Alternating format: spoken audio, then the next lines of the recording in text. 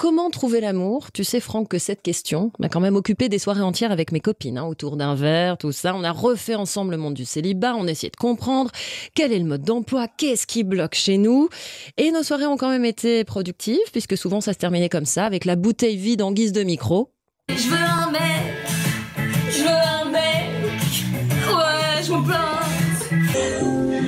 Pour ne pas vivre seul, on vit avec un chien. Voilà mon point de départ, Franck, pour que tu comprennes un petit peu l'état des lieux, le contexte, là où j'en étais quand Arnaud m'a transféré ton interview, ta fameuse interview.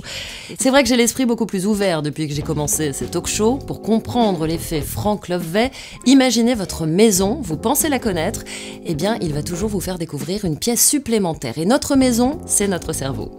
Notre invité aujourd'hui a traversé l'Atlantique par amour. L'humoriste Sebastian Marx est avec nous, il est américain et il va nous éclairer sur les différences culturelles en amour. Et puis surprise, j'ai également discuté avec Mélodie Gardot sur l'amour et elle a eu envie de poser une question à Franck.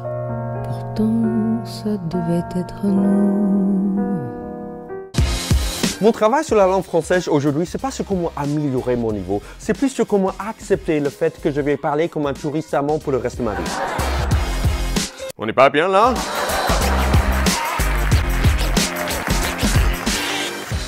Sébastien, moi je suis allée voir ton spectacle au Métropole et c'est là que j'ai appris que c'était l'amour qui t'avait amené en France. Oui. Ouais. J'ai rencontré une Française quand j'étais à New York et une Toulousaine, donc j'ai vécu plusieurs années à Toulouse, mais je suis plus avec elle. Ah, ça y est. Donc je suis venu avec, pour une Française, je suis resté pour les autres. Et maintenant, ça fait 12 ans que je suis avec ma grande femme actuelle, la mère de mes 3 enfants, mon amour pour la vie, au cas où elle regarde. Je veux insister là-dessus. Alors à ma droite, nous avons donc un Américain, couple mixte, 3 enfants, expérimentés, 15 ans d'expérience en France, Sebastian Marx. Et à ma gauche, un profil plus traditionnel, voire un peu banal, couple recomposé, 5 enfants, Franck Lovewey. Tu pourras te manger tout à l'heure quand je raconterai mes histoires. J'ai gagné 2 gosses déjà. Ouais. Et messieurs, voilà, l'objectif, c'est m'aider et tous ceux qui nous regardent à avoir un bon état d'esprit quand on démarre un couple, à mettre toutes les chances de son côté. Quelle est la première raison, à ton avis, Franck, pour laquelle les jeunes couples échouent? Le premier truc, c'est la quête de la bonne personne, la quête du bon. Et pour le reste de la vie. Oui, jamais. Pour moi, un couple, en fait, ça doit se faire. Ça doit être un truc qu'on fabrique ensemble. Qu'il n'y a pas d'évidence et qu'il n'y a pas une personne faite pour nous ou un partenaire idéal, ça veut dire qu'on peut justement, tu parles de fabriquer un couple, on peut fabriquer un couple avec n'importe qui à partir du moment où on se plaît. Ouais. Pour moi, c'est ça, oui. Tu le dis bien, c'est-à-dire à partir du moment où on se plaît. En vrai, elle s'appelait toute le Jen parce que c'était aux États-Unis.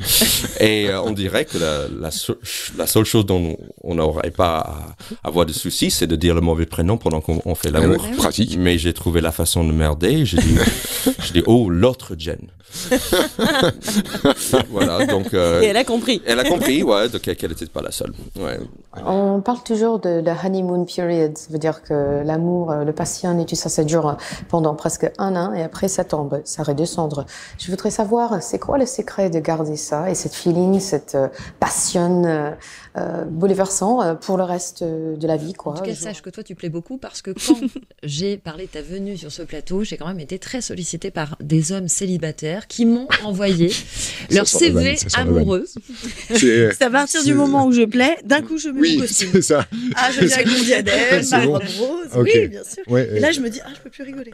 Je peux plus parler très fort, je peux plus dire. J'ai une idée. Je me suis dit, si j'allais à une soirée speed dating, par exemple, ça peut être un bon moyen pour. Ça existe encore. Et alors, tu vois, je pensais que c'était Asdine. C'est au 2000. Ouais, c'est ça, mais absolument. Tu dis que le rire, c'est le ciment du couple, en tout cas avec ton public. C'est un médicament, c'est ce que tu dis aussi. Et la musique, c'est quoi pour toi? Oh, c'est aussi un médicament, la musique. Je ressens un truc, ça me fait du bien. Donc, la musique est un baume pour mon âme, si on veut. Un baume pour ton âme, oui. C'est bien dit, c'est bien dit.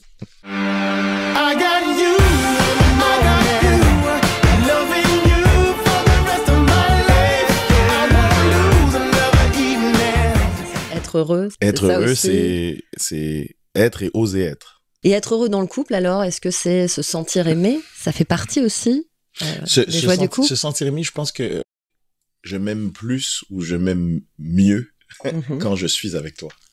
À l'époque, j'ai réalisé que j'aurais toujours l'amour de mon métier, mais j'aurais pas forcément toujours l'amour d'une femme. La profondeur de cet amour, c'est la profondeur de cette peur. Par exemple, quand on a peur de perdre l'autre, en fait, on est en train d'éradiquer son amour pour l'autre, c'est ça que Exactement. tu veux dire en fait. C'est-à-dire que la peur et l'amour étant les deux faces de la même pièce, plus tu travailles à éradiquer la peur, plus tu travailles à éradiquer l'amour. Mon compagnon a une grosse perte de désir, a pris beaucoup de distance. Et ça me rend assez démunie et perdue et je sens le besoin d'aide. Merci beaucoup d'avance. L'histoire de Camille, ça peut parler à pas mal de gens, justement. Je pense qu'elle est pas la seule à vivre ce genre de situation. Oui, alors moi, c'est peut-être pas très drôle ce que j'écris. Tu peux changer. Parce qu'il a l'air d'avoir... Parce qu'il a l'air de dire non. Il a l'air d'avoir des doutes sur le... Je t'écris une page d'évangile. Est-ce que tu peux transformer ça en truc drôle tout de suite en imitant un... Et chez votre commandant de bord.